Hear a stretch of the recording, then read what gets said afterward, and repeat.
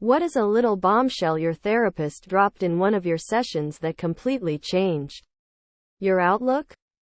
I was at a high stress time and I asked her how people live like this. She replied, oftentimes they have cardiac events.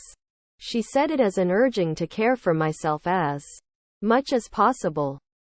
Accepting something doesn't mean you have to like it. That took away a lot of my inner conflicts about situations because I could accept a situation without expending energy internally fighting against the injustice of it. Why do you make people more comfortable when you are uncomfortable?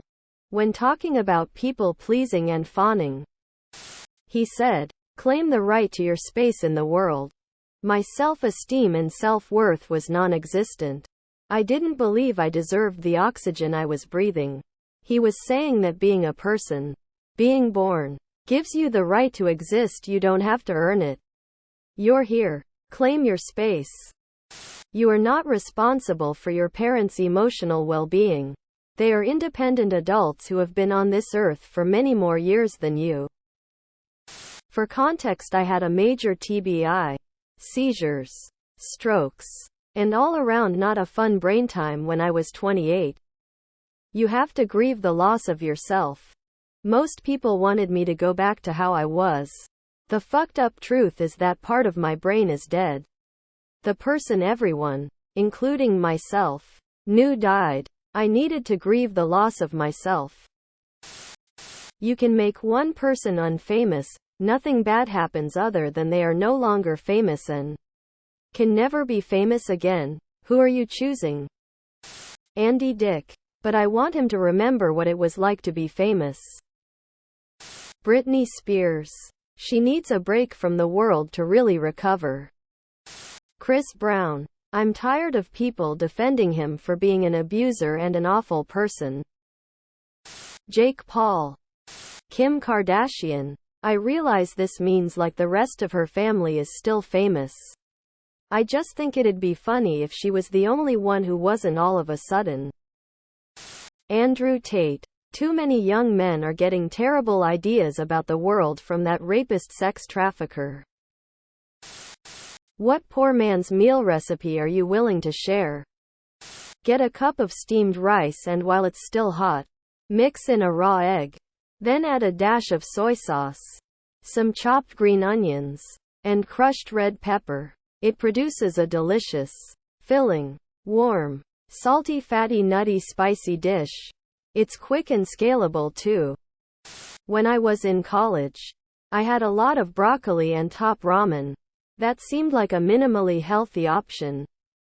When I moved out of my parents' house for the first time, I was broke living with my ex who was also broke. For a few months all we ate was white rice fried with scrambled eggs and this canned shredded chicken we could get from our local dollar store and just would put hella garlic powder in it and we just would make a big batch and put it in one big bowl to share.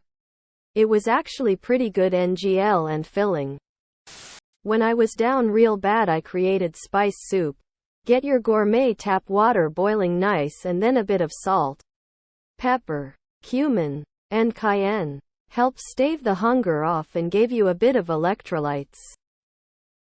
1. Boil water. 2. Put ramen and spice pack in water. 3. Finely sliced veg or an egg as a nice bonus. Maybe some leftover meat. I learned this when I was studying in Asia. Just add soy sauce to everything. Rice and soy sauce. Great. Old shoe and soy sauce. Great too. What's a great song that has one really dumb lyric? She's indecisive. She can't decide. Thanks to Sean Kingston for teaching us the meaning of indecisive. I wouldn't say it's a great song.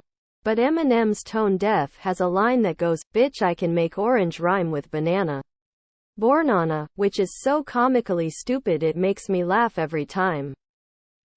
I don't know why the line, "Christmas comes this time each year," from Little Street Nick by the beach, boys bothers me so much. But it does. I otherwise love the song. But that line just annoys me. Back in HS.